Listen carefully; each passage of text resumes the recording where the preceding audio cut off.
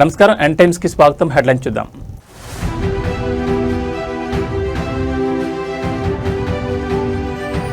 వికసిత్ భారత్ లక్ష్యంగా Modi master plan. కేంద్ర మంత్రిమండలి భేటీలో సంచలన సంస్కరణలకు ఆదేశం.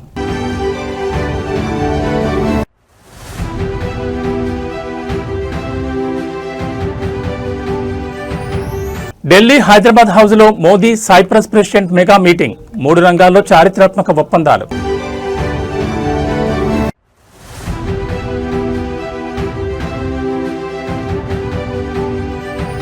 AP politics peaks. Lokesh cancer గడ్డ వ్యాఖ్యలపై భగ్గుమన్న వైసీపీ. సూపర్ 6 డైవర్షన్ ప్లానే అంటూ విమర్శ.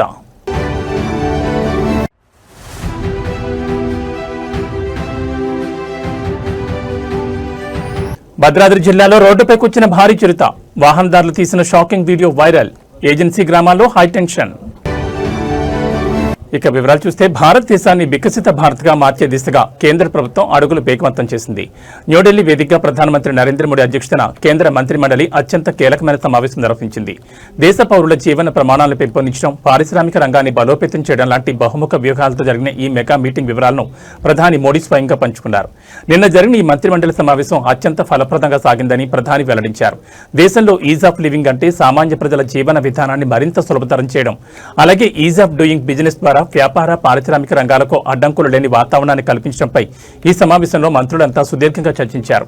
వివిధ శాఖల్లో అమలవుతున్న అంతర్జాతీయ అత్యుత్తమ విధానాలు, బెస్ట్ ప్రాక్టీసెస్ పై ఈ వేదిక మంత్రులు తమ అభిప్రాయాలు పంచుకున్నారు. 2047 నాటికి భారతదేశాన్ని సంపూర్ణ అభివృద్ధి చెందిన దేశంగా నిలపాలన్న వికసిత్ భారత్ సంకల్పాన్ని సాకారం చేసేందుకు పాలనాపరంగా మరిన్ని విప్లవాత్మక సంస్కరణలను ఎలా ముందుకు తీసుకెళ్లాలనే అంశంపై ప్రధాని మోడీ సహచర మంత్రులకు దిశానిర్దేశం చేశారు.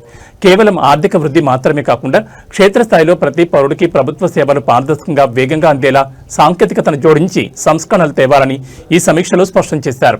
మనమంతా పంచుకున్న వికసిత్ భారత్ ఉమ్మడి కల నిజం కావాలంటే అన్ని మంత్రిత్వ శాఖలు ఒకే తాటిపై కూర్చి కలిసికట్టుగా పటిష్టమైన సమన్వయంతో పనిచేయాలని ప్రధాని పిలుపునిచ్చారు. పారిశ్రామిక పెట్టుబడులను ఆకర్షించడంలో ప్రపంచ దేశాలతో పోటీ పడుతూనే గ్రామీణ, పట్టణ ప్రాంతాల్లో మౌలిక వసతుల కల్పనకు పెద్దపీట వేయాలని నిర్ణయించారు. ఈ సమావేశంలో వ్యూహాత్మకంగా తీసుకున్న నిర్ణయాలు రాబోయే రోజుల్లో దేశ ప్రగతిని మరింత పరుగులు పెట్టించనున్నాయని రాజకీయ విశ్లేషకులు భావిస్తున్నారు. కేంద్ర మంత్రిమండలి సమావేశంలో ప్రధాని మోడీ నిర్దేశించిన ఈ ఈజ్ ఆఫ్ లివింగ్ మరియు is of doing business agenda రాబోయే రోజుల్లో బడ్జెట్ కేటాయింపులు, కొత్త పాలసీల రూపకల్పనలో కీలక పాత్ర పోషించబోతోందని స్పష్టమవుతోంది. వికసిత్ భారత్ లక్ష్యాల దిశగా కేంద్రం వేస్తున్న ఈ చారిత్రాత్మక అడుగులు దేశ భవిష్యత్తును ఎలా మార్చబోతున్నాయో చూడాలి.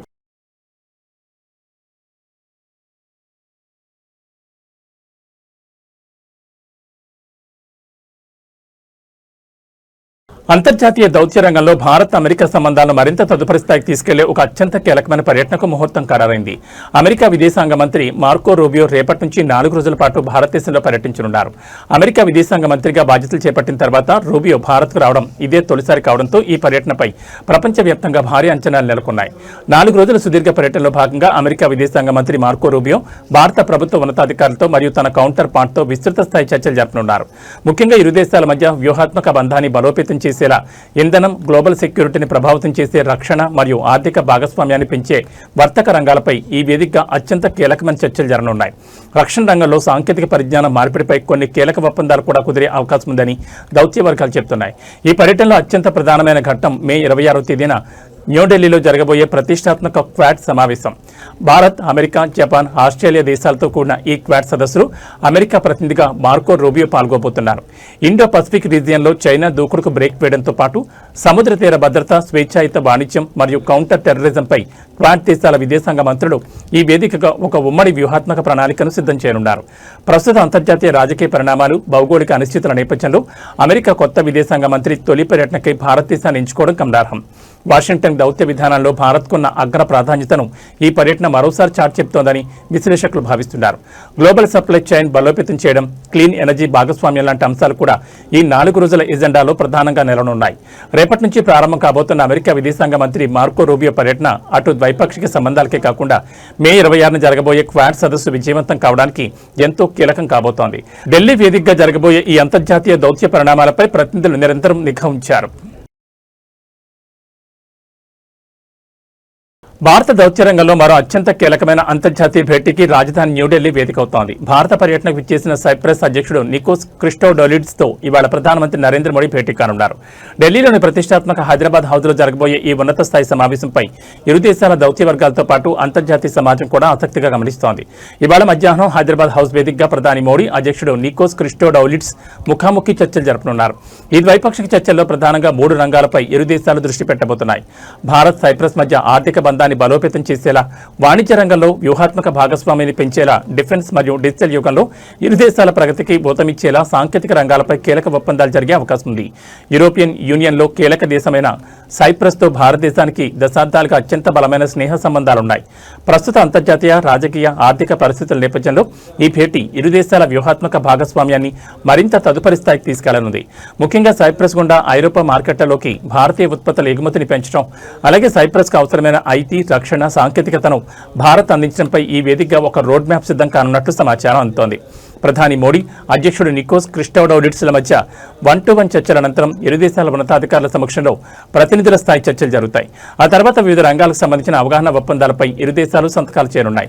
ఈ సదస్సు ముగిసిన వెంటనే ప్రధాని మోడీ, సైప్రస్ అధ్యక్షుడు సంయుక్తంగా ప్రెస్ మీట్ నిర్వహించి చర్చల సారాంశాన్ని మరియు కుదిరిన కీలక ఒప్పందాల వివరాలను అధికారికంగా వెల్లడించనున్నారు. వికసిత్ భారత్ లక్ష్యాల్లో భాగంగా ప్రపంచ దేశాలతో దౌత్య వాణిజ్య సంబంధాలను మరింత బలోపేతం చేసుకుంటున్న తరుణంలో సైప్రస్ అధ్యక్షుడు ఢిల్లీ పర్యటన భారత్కు వ్యూహాత్మకంగా ఎంతో ప్రయోజనకరంగా మారబోతోందని నిపుణులు విశ్లేషిస్తున్నారు.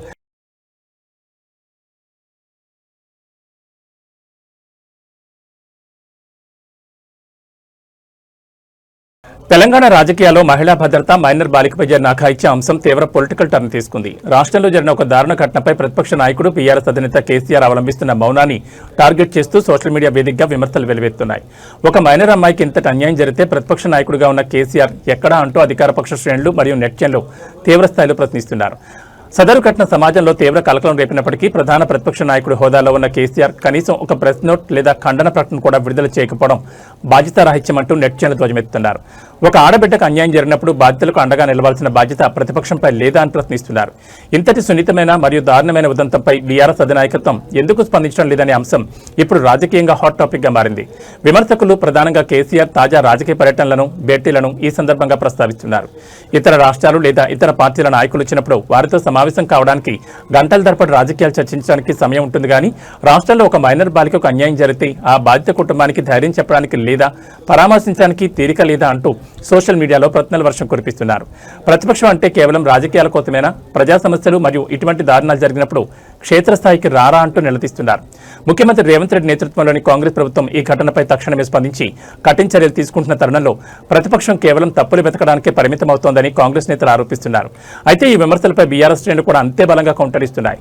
రాష్ట్రంలో శాంతి భద్రతలను కాపాడడంలో, మహిళలకు రక్షణ కల్పించడంలో వైఫల్యాన్ని కప్పిపుచ్చుకోవడానికి కాంగ్రెస్ పార్టీ డైవర్షన్ పాలిటిక్స్ చేస్తూ కేసీఆర్ ని టార్గెట్ చేస్తోందని గులాబీ నేతలు ఎదురుదాడి దిగుతున్నారు.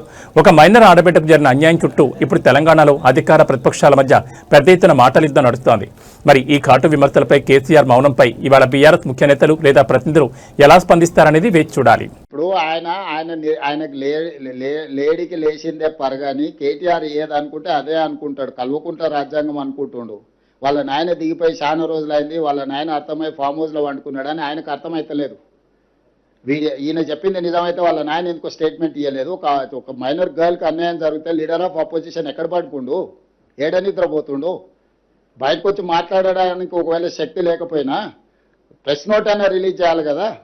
పార్టీ మీటింగ్లో పక్క పార్టీ వాడు వస్తేనో జగిత్యాల పోయేస్తాడు. కానీ ఇంత మేజర్ ఇన్సిడెంట్ రాష్ట్రంలో జరిగితే ప్రధాన ప్రతిపక్ష నాయకుడు ఎక్కడికి పోయిండు? స్పందించాడా? ఆయనకు బాధ్యత లేదా? మీరు ఎప్పుడన్నా అడిగినరా ప్రతిపక్ష నాయకుడు? ఆంధ్రప్రదేశ్ రాజకీయాల్లో అధికార కూటమి, ప్రతిపక్ష వైఎస్ఆర్సీపీ మధ్య మాటల యుద్ధం మునిపెన్నడూ లేని విధంగా ముదిరి పాకాన పడింది. వైఎస్ఆర్సీపీ అధినేత వైఎస్ జగన్మోహన్ రెడ్డిని టార్గెట్ చేస్తూ రాష్ట్ర మంత్రి నారా లోకేష్ చేసిన సంచలన వ్యాఖ్యలు ఇప్పుడు పొలిటికల్ సర్కిల్స్ లో షేక్ చేస్తున్నాయి. జగన్ రాయలసీమ ముద్దుబిడ్డ కాదు, ఆ ప్రాంతానికి పట్టిన క్యాన్సర్ గడ్డ అంటూ లోకేష్ చేసిన పదునైన విమర్శలు రాష్ట్ర వ్యాప్తంగా తీవ్ర దుమారం రేపుతున్నాయి. రాయలసీమ సెంటిమెంట్ ను ప్రస్తావిస్తూ జగన్మోహన్ రెడ్డి పరిపాలనా వైఫల్యాలపై మంత్రి నారా లోకేష్ తీవ్రస్థాయిలో ధ్వజమెత్తారు. గత 5 ఏళ్ల వైఎస్ఆర్సీపీ వైఎస్ఆర్సీపీ పాలనలో రాయలసీమ ప్రాజెక్టులను ఆ ప్రాంత అభివృద్ధిని జగన్ పూర్తిగా నిర్వీర్యం చేశారని ఆరోపించారు. సీమ బిడ్డ అని చెప్పుకుంటూ ఆ ప్రాంత యువతకు రైతులకు జగన్ ద్రోహం చేశారని, అందుకే ఆయన ముద్దుబిడ్డ కాదు రాయలసీమకు క్యాన్సర్ గడ్డ అంటూ లోకేష్ అత్యంత కఠిన పదజాలంతో విమర్శలు గుప్పించారు.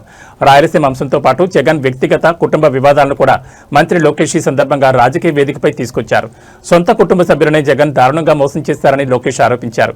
ఏ తల్లైతే ఆప్యాయంగా పెంచి పెద్ద చేసిందో, ఏ చెల్లైతే అన్న కోసం పాదయాత్రలు చేసిందో అలాంటి తన కన్న తల్లిని తోడబుట్టిన చెల్లిని సైతం ఆస్తి వివాదాలు రాజకీయాల కోసం జగన్మోహన్ రెడ్డి మోసం చేశారంటూ లోకేష్ చేసిన వ్యాఖ్యలు ఇప్పుడు ఏపీ రాజకీయాలు అక్కిరాజేస్తున్నాయి.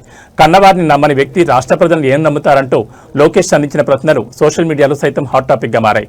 అయితే మంత్రి లోకేష్ ఈ వ్యాఖ్యలపై ప్రతిపక్ష వైఎస్ఆర్సీపీ శ్రేణులు సైతం తీవ్రంగా స్పందిస్తున్నాయి.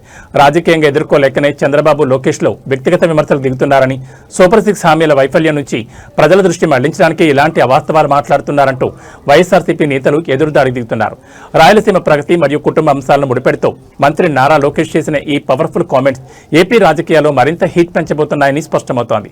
మరి లోకేష్ ఈ తీవ్ర ఆరోపణలపై ఇవాళ వైఎస్ఆర్సీపీ అధినేత జగన్మోహన్ రెడ్డి గాని, ఆ పార్టీ ముఖ్య నేతలు కానీ ఎలా కౌంటర్ ఇస్తారనేది ఇప్పుడు సర్వత్రా ఆసక్తికరంగా మారింది.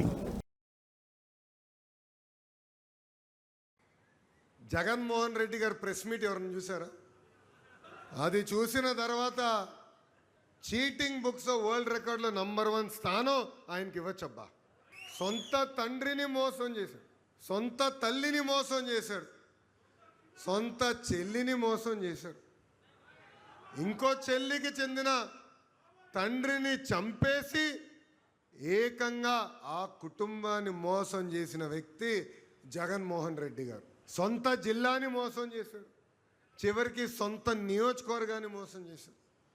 మనందరం చూసాం. సొంత నియోజకవర్గానికి ఆయనకి వెళ్ళినప్పుడు ప్రజలందరూ వచ్చి 5 సంవత్సరాలు మీరు ఎక్కడున్నారో, ఏనాడైనా మమ్మల్ని పట్టించుకున్నారా అని అడిగే పరిస్థితి వచ్చింది. అంటే ఎంత అన్యాయం మనందరం ఒక్కసారి ఆలోచించాలి. ఏకంగా రాయలసీమ ముద్దు బిడ్డ అని రీల్స్లు చేశాడు. ఏపీ రాజకీయాల్లో మాటల తోటాలు పేలుతున్నాయి. తాడేపల్లి వేదికగా జరిగిన ప్రెస్ మీట్ లో వైఎస్ఆర్ కాంగ్రెస్ పార్టీ అధినేత వైఎస్ జగన్మోహన్ రెడ్డి అధికార పక్షంపై ముఖ్యంగా మంత్రి నారా లోకేష్ పై సంచలన పంచలు వేశారు. లోకేష్ ఇటీవల కాలంలో చెప్తున్న డైలాగులపై జగన్మోహన్ రెడ్డి తనదైన శైలిలో సినిమాటిక్ కౌంటర్ ఇచ్చారు. అయ్యా Lokesh, both can never be same తెలుసుకో అంటూ జగన్ వేసిన ఈ పంచ్ ఇప్పుడు సోషల్ మీడియాను షేక్ చేస్తోంది. ప్రెస్ మీట్లో రాష్ట్రంలోని తాజా పరిణామాలపై మాట్లాడిన జగన్ మంత్రి లోకేష్ బాబు స్పీచ్లపై ప్రత్యేకంగా ఫోకస్ పెట్టారు. ఈ మధ్యకాలంలో లోకేష్ వాళ్ల మావయ్య బాలకృష్ణ డైలాగులు కొడుతున్నారంటూ జగన్ ఎద్దేవా చేశారు. సినిమాల్లో బాలకృష్ణ చెప్పే పవర్ఫుల్ డైలాగులను లోకేష్ కాపీ కొడుతూ రాజకీయాల్లో బిల్డప్ ఇస్తున్నారంటూ సెటైర్లు వేశారు. అయితే రియల్ లైఫ్ కు రాజకీయాలకు చాలా తేడా ఉందనే విషయాన్ని లోకేష్ గుర్తుంచుకోవాలని జగన్ సూచించారు. లోకేష్ బాబుకు రాజకీయ పరిణతి లేదంటూ విమర్శించిన జగన్, అయ్యా Lokesh, both can never be same, ఆ విషయం ముందు తెలుసుకో అంటూ నవ్వుతూనే పదునైన కౌంటర్ ఇచ్చారు. గత వైఎస్ఆర్సీపీ ప్రభుత్వ హయాంలో జరిగిన అభివృద్ధికి ప్రస్తుత కూటమి ప్రభుత్వ పాలనకు నక్కకు నాగలోకానికి ఉన్నంత తేడా ఉందన్నారు. తమ 5 ఏళ్ల పాలనతో కూటమి పాలనను ఎప్పటికీ పోల్చలేరని, డైలాగులు కొట్టినంత మాత్రాన లోకేష్ లీడర్ కాలేడంటూ జగన్ ధ్వజమెత్తారు. జగన్ నోటి నుంచి Balakrishna famous cinema dialogue both can never be same రావడం అటు ప్రెస్ మీట్ లో ఉన్న వారితో పాటు ఇటు టీవీల ముందున్న ప్రేక్షకులను కూడా ఆశ్చర్యపరిచింది. జగన్ ప్రెస్ మీట్ ముగిసిన నిమిషాల వ్యవధిలోని ఈ వీడియో క్లిప్ సోషల్ మీడియాలో విపరీతంగా వైరల్ అవుతోంది. అటు వైఎస్ఆర్సీపీ శ్రేణులు ఈ డైలాగ్తో పండగ చేసుకుంటుండగా ఇటు తెలుగుదేశం నేతలు కూడా అంతే ఘాటుగా రియాక్ట్ అవుతున్నారు. అసలు విషయాలను డైవర్ట్ చేయడానికే జగన్ ఇలాంటి సినిమా డైలాగులు వాడుతున్నారంటూ టీడీపీ నేతలు ఎదురుదాడి దిగుతున్నారు. నారా లోకేష్ బాబు బాడీ లాంగ్వేజ్ మరియు డైలాగులపై మాజీ సీఎం జగన్మోహన్ రెడ్డి వేసిన ఈ both can never be same punch AP political screen పై సరికొత్త రచనకు తెరలేపింది. మరి దీనిపై మంత్రి నారా లోకేష్ కానీ, నందమూరి అభిమానులు కానీ ఏ విధంగా రియాక్ట్ అవుతారనేది ఇప్పుడు ఆసక్తికరంగా మారింది. తన కొడుకు చేత, చంద్రబాబు నాయుడు కొడుకు ఈ మధ్యకాలంలో ఏమంటా ఉన్నాడు, both are not the same అంట.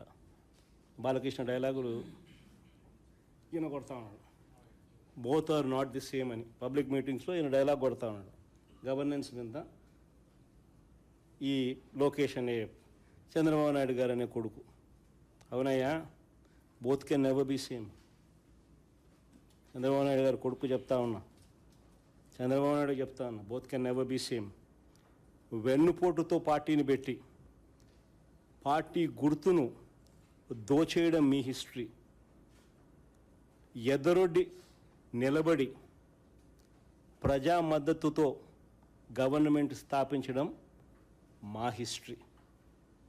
Both can never be same. ప్రజలకు ఆంధ్రప్రదేశ్ రాజకీయాల్లో కూటమి ప్రభుత్వం వర్సెస్ ప్రతిపక్షాల మధ్య మాటల యుద్ధం సరికొత్త స్థాయికి చేరుకుంది. ప్రొఫెసర్ నాగేశ్వర్ను టార్గెట్ చేస్తూ జనసేనాని డిప్యూటీ సీఎం పవన్ కళ్యాణ్ కేసులు పెట్టేందుకు సిద్ధమవుతున్నారనే వార్తల నేపథ్యంలో కూటమి సర్కార్కు సోషల్ మీడియా వేదికగా అత్యంత పదునైన హెచ్చరికలు జారీ అవుతున్నాయి. గుడ్డ బెదిరింపులు మానుకోండి పవన్ కళ్యాణ్ అంటూ నెట్జన్లు విశ్లేషకులు వేస్తున్న కౌంటర్లు ఇప్పుడు ఏపీ రాజకీయాల్లో పెను సంచలనం రేపుతున్నాయి. రాష్ట్ర వ్యాప్తంగా ప్రొఫెసర్ నాగేశ్వర్పై పోలీస్ స్టేషన్లో కేసులు పెట్టాలంటూ పవన్ కళ్యాణ్ తన శ్రేణులకు అంతర్గత ఆదేశాలు ఇచ్చినట్లు ప్రచారం జరుగుతోంది. దీనిపై రాజకీయ వర్గాల్లో తీవ్ర అభ్యంతరాలు వ్యక్తమవుతున్నాయి. ప్రజాస్వామ్యంలో ఎవరి వాదన వారిదని, నాగేశ్వర్ లేవనెత్తిన ప్రశ్నలపై లేదా విమర్శలపై మీకు అభ్యంతరాలుంటే రాజకీయంగా మేధోపరంగా సమాధానం ఇచ్చుకోవాలి తప్ప ఇలా పోలీసులను వాడుకుని అక్రమ కేసులు పెట్టడం ఏంటని ప్రశ్నిస్తున్నారు. ఇటువంటి చర్యలు పవన్ కళ్యాణ్ రాజకీయ అపరిపక్వతకు నిదర్శనమని విమర్శకులు మండిపడుతున్నారు. ఈ కేసుల పర్వంపై విమర్శలు మరింత తీవ్ర రూపాన్ని దాల్చాయి. ఒకవేళ బెదిరింపులకు భయపడకుండా పవన్ కళ్యాణ్ అన్నట్లే నాగేశ్వర్ని అరెస్ట్ చేస్తే పరిణామాలు తీవ్రంగా ఉంటాయని హెచ్చరిస్తున్నారు. ధైర్యం ఉంటే అరెస్ట్ చేసుకోండి. ఈ అక్రమ అరెస్టులతో నాగేశ్వర్ ప్రజాదరణ మరింత పెరిగి భవిష్యత్తులో ఆయన నేరుగా సీఎం క్యాండిడేట్ గా బయటకు వస్తారంటూ పవన్ కళ్యాణ్ కు కౌంటర్లు ఇస్తున్నారు. ఈ వ్యూహం కూటమి ప్రభుత్వానికి రివర్స్ కాబోతోందని విశ్లేషిస్తున్నారు. ఇదే తరుణంలో సోషల్ మీడియాలో కాక్రోచ్ల ఉద్యమం ప్రస్తావన రావడం ఇప్పుడు హాట్ టాపిక్ గా మారింది. వ్యవస్థలో అణచివేత పెరిగినప్పుడు ప్రశ్నించే గొంతుకలపై ఉక్కుపాదం మోపినప్పుడు తెర వెనుక ఉన్న శక్తులన్నీ ఏకమై ఉద్యమ రూపం దాలుస్తాయని, అప్పుడు కాక్రోచ్లన్నీ ఒక్కసారిగా బయటకొచ్చి ప్రభుత్వ ఉనికిని ప్రశ్నిస్తాయని నెట్జన్లు హెచ్చరిస్తున్నారు. ఈ కాక్రోచ్ల ఉద్యమం నినాదం ఇప్పుడు ఇరు పార్టీల ఐటీ సెల్స్ మధ్య పెద్ద ఎత్తున ట్రోలింగ్ వార్కు దారితీసింది. ప్రొఫెసర్ నాగేశ్వర్ పై కేసులు మరియు పవన్ కళ్యాణ్ కి కౌంటర్ గా వస్తున్న ఈ బుడ్డ బెదిరింపులు పంచ్ ఏపీ రాజకీయాల్లో భావ ప్రకటన స్వేచ్ఛపై సరికొత్త చర్చకు తెరలేపింది. మరి ఈ తీవ్ర విమర్శలపై జనసేన శ్రేణులు లేదా కూటమి నేతలు ఎలా స్పందిస్తారనేది వేచి చూడాలి. రాష్ట్ర వ్యాప్తంగా అన్ని పోలీసులు కేసు పెట్టుకుని పవన్ కళ్యాణ్ చెట్టుకు తెలుస్తా ఉంది. ఇక మీద చేస్తే మళ్ళా కేసు పెడతామని చెప్పి బెదిరిస్తున్నారు. ఎందుకంటే ఒక రకంగా బ్లాక్ మెయిల్ చేస్తున్నారు. ఎవరి వాదన వాళ్ళకు ఉంటాయి, సోషల్ మీడియాలో కానీ బయట కానీ. మీరు రిప్లై ఇచ్చుకోండి, అంతేగాని సెలవు పాలన చేసి మీకు వ్యతిరేకమైన వాయిస్ మొత్తం ఆపాలని చెప్పేసి ప్రయత్నిస్తే ఇది క్వశ్చన్ చేసేవాడిని నోటి ఒకటి కొట్టి కానీ కాదు. ఇట్లాంటి బొడ్డు బెదిరింపులు మానుకోండి. ఒకవేళ నిజమైతే మీరు అరెస్ట్ చేయండి, ఆయన్ని మంచిదే. భద్రాద్రి కొత్తగూడెం జిల్లాలో చిరుతపులి కలకలం రేపుతోంది. జిల్లాలోని ఏజెన్సీ పరిధిలో ఉన్న చెర్ల మండలంలో చిరుతపులి స్వేచ్ఛగా సంచరిస్తూ జనారణ్యంలోకి రావడంతో స్థానిక ప్రజలు, గిరిజన గ్రామాల ప్రజలు తీవ్ర భయాందోళనకు గురవుతున్నారు. రోడ్డుపై చిరుత దర్జాగా నడుచుకుంటూ వెళుతున్న విజువల్స్ ఇప్పుడు సోషల్ మీడియాలో విపరీతంగా వైరల్ అవుతున్నాయి. చెర్ల మండలం సుబ్బంపేట గ్రామ సమీపంలో ఈ ఘటన చోటు చేసుకుంది. ప్రధాన రహదారిపై వాహనదారులు వెళ్తుండగా ఒక్కసారిగా అడవి వైపు నుంచి వచ్చిన ఒక భారీ చిరుతపులి రోడ్డు దాటుకుంటూ వెళ్లింది. దీన్ని గమనించిన స్థానికులు, వాహనదారులు భయంతో వాహనాలను కాస్త దూరంలోనే నిలిపివేశారు. అదే సమయంలో కొందరు ధైర్యం చేసి రోడ్డు దాటుతున్న ఆ చిరుతపుల్ని తమ సెల్ ఫోన్లో వీడియో తీశారు. ప్రస్తుతం ఈ షాకింగ్ వీడియో క్లిప్స్ స్థానిక వాట్సాప్ గ్రూపుల్లో హల్చల్ చేస్తున్నాయి. సుబ్బంపేటతో పాటు చుట్టుపక్కల ఉన్న సరిహద్దు అటవీ ప్రాంత గ్రామాల ప్రజలు ఇప్పుడు తీవ్ర భయంతో వణికిపోతున్నారు. పొలాలకు వెళ్లే రైతులు, పశువులను మేపడానికి అడవి అంచుల్లోకి వెళ్లే కాపరులు ఎప్పుడు ఏ పొదల నుంచి చిరుత దాడి చేస్తుందోనని కంటి మీద కొనుక్కు లేకుండా గడుపుతున్నారు. గతంలోని ఈ ప్రాంతంలో క్రూర మృగాల సంచారం ఉన్నప్పటికీ ఇలా నేరుగా రోడ్డుపైకి చిరుత రావడం స్థానికులను మరింత ఆందోళనకు గురిచేస్తోంది. చిరుతపులి సంచారానికి సంబంధించిన సమాచారాన్ని, వీడియో ఆధారాలను స్థానికులు తక్షణమే అటవీశాఖ అధికారుల దృష్టికి తీసుకెళ్లారు. రంగంలో దిగిన ఫారెస్ట్ అధికారులు సుబ్బంపేట పరిసర ప్రాంతాల్లో చిరుత అడుగుజాడలను గుర్తించే పనిలో పడ్డారు. రాత్రి సమయాల్లో ఒంటరిగా ప్రయాణాలు చేయొద్దని, తోటల్లో ఉండే రైతులు అప్రమత్తంగా ఉండాలని అధికారులు హెచ్చరిస్తున్నారు. అవసరమైతే చిరుతను బంధించేందుకు బోన్లు ఏర్పాటు చేస్తామని అధికారులు హామీ ఇచ్చారు. చర్ల మండలంలో చిరుతపులి సంచారం అటు ఏజెన్సీ గ్రామాల్లో తీవ్ర కుబులు రేపుతోంది. అటవీ అధికారులు ఎంత వేగంగా స్పందించి ఆ చిరుతను మళ్లీ దట్టమైన అడవుల్లోకి తోలుతారో చూడాలి. మరి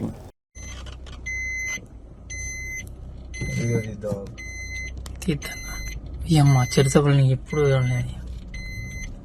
పోనీ అక్కడ లైట్ వేసి ఉంచు. దెంగేసింది, అది అక్కడే ఉంది. లేదు ఇక్కడే ఉంది. నేను పసిడి ప్రేమికులకు మరియు ఇన్వెస్టర్లకు ఒక ముఖ్యమైన మార్కెట్ అప్డేట్ ఇచ్చింది.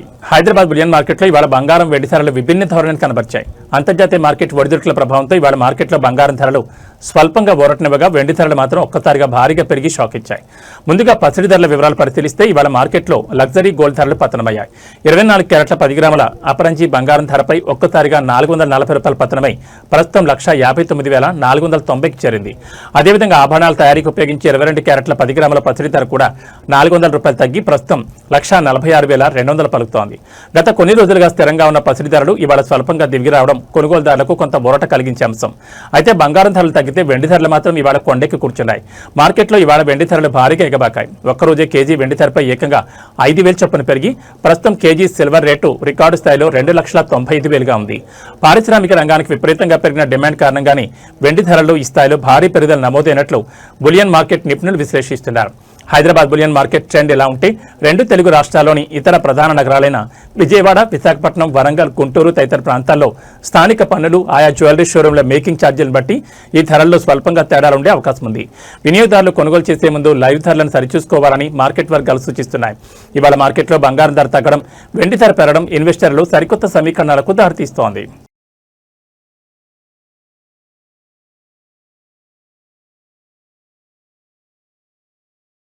ఇళ్లలో పనివాళ్లను పెట్టుకునే యజమానులకు, అలాగే స్థానిక అపార్ట్మెంట్ అసోసియేషన్ నిర్వాహకులకు పోలీసులు మరియు నిపుణులు అత్యంత కీలకమైన హెచ్చరిక జారీ చేశారు. మీ ఇంట్లో లేదా ఆఫీసులో కొత్తగా ఎవరినైనా పనిలో చేర్చుకునే ముందు కొన్ని కనీస జాగ్రత్తలు తీసుకోకపోతే భారీగా నష్టపోయే ప్రమాదం ఉందని హెచ్చరిస్తున్నారు. ఇటీవల కాలంలో అపరిచిత వ్యక్తులు పనివాళ్ల అవతారమెత్తి ఇళ్లలో చేరి ఆ తర్వాత అదును చూసి దొంగతనాలకు లేదా దారుణాలకు ఒడిగడుతున్న ఘటనలు పెరుగుతున్నాయి.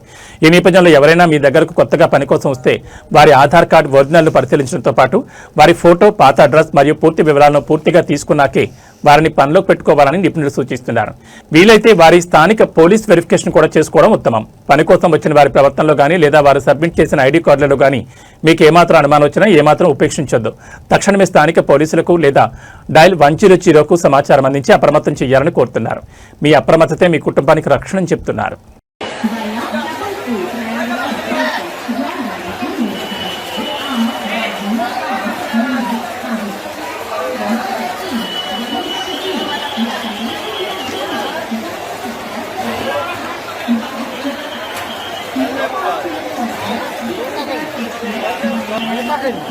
విజయవాడ నగరంలో తీవ్ర కలకలం రేపిన ఓ వింత భయంకరమైన ఉదంతం వెలుగుచూసింది. ఒక యువతి కోసం ప్రాణ స్నేహితులని ఇద్దరు యువకులు నడి రోడ్డుపై కార్లతో ఒకరినొకరు గుద్దుకుంటూ బీభత్సం సృష్టించారు. సినిమా సీన్లను తలపించేలా నడి రోడ్డుపై సాగిన ఈ హై వోల్టేజ్ కార్ చేజింగ్ మరియు దాడి ఘటన స్థానిక ప్రజలను తీవ్ర భయాందోళన గురిచేసింది. విజయవాడ నగర పరిధిలో ఓం, రోహిత్ అనే ఇద్దరు స్నేహితులు ఒక యువతి విషయంలో తీవ్రంగా గొడవ దిగారు. ఈ వివాదం కాస్త ముదిరి నడి రోడ్డుపై కార్ల దాడికి దారితీసింది. సుమారు 100 మీటర్ల మేర వెళ్లిద్దరూ తమ కార్లతో ఒకరినొకరు అత్యంత వేగంగా గుద్దుకుంటూ రోడ్డుపై వెళ్లే వాహనదారులను సైతం వణికించారు.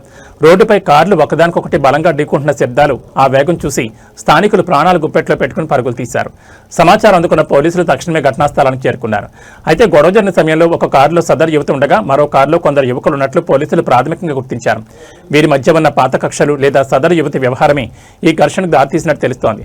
అయితే పోలీసులు స్పాట్కు చేరుకునే లోపే ప్రధాన నిందితులు ఒకరైన రోహిత్ తన కారుతో సహా అక్కడి నుంచి పరారయ్యాడు. రోడ్డుపై బీభత్సం సృష్టించిన మరో యువకుడు ఓంను పోలీసులు ఘటనా స్థలంలోనే అదుపులోకి తీసుకున్నారు.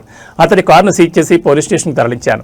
నడి రోడ్డుపై ప్రజల ప్రాణాలకు ముప్పు కల్పిస్తూ ట్రాఫిక్ తీవ్ర అంతరాయం కలిగించినందుకు గాను వీరిపై పోలీసులు కేసు నమోదు చేశారు. పరారైన రోహిత్తో పాటు కారులో ఉన్న మిగతా యువకుల కోసం పోలీసులు గాలింపు చర్యలు చేపట్టారు. ఒక యువతి కోసం ప్రాణ స్నేహితులు ఇలా నడి రోడ్డుపై కార్లతో దాడులు చేసుకోవడం విజయవాడలో హాట్ టాపిక్ గా మారింది. అసలు ఈ గొడవ గల పూర్తి కారణాలేంటి, ఆ యువతికి వీరితో ఉన్న సంబంధం ఏంటనే కోణంలో పోలీసులు విచారణ జరుపుతున్నారు.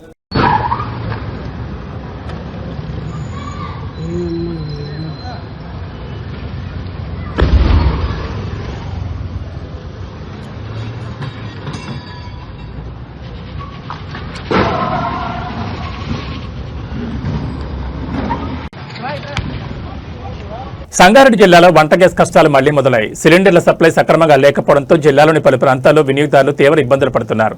గ్యాస్ సిలిండర్ల కోసం గ్రామీణ ప్రాంత ప్రజలు కిలోమీటర్ల మేర క్యూలైన్లో గంటల తరబడి నిల్చోవలసిన దుస్థితి ఏర్పడడం స్థానికంగా తీవ్ర కలకలం రేపుతోంది.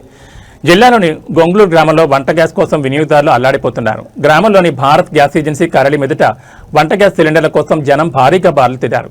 ఏజెన్సీ వద్ద సిలిండర్లను వరుసగా పేర్చి కిలోమీటర్ల మేర క్యూలైన్లో నిలబడ్డారు.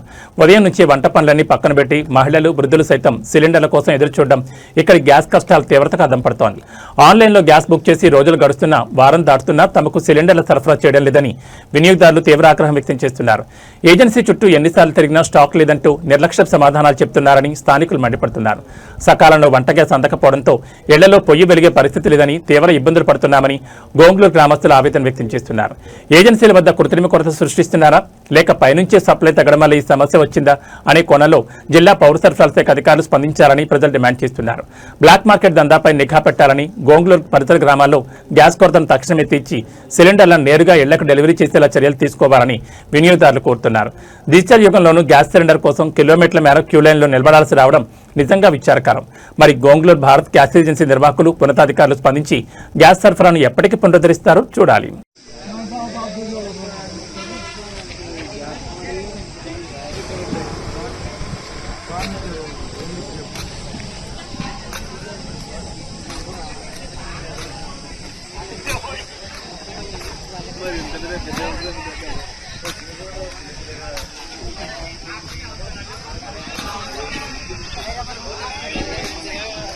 ఏవీ బులెటిన్ విశేషాలు. నమస్కారం.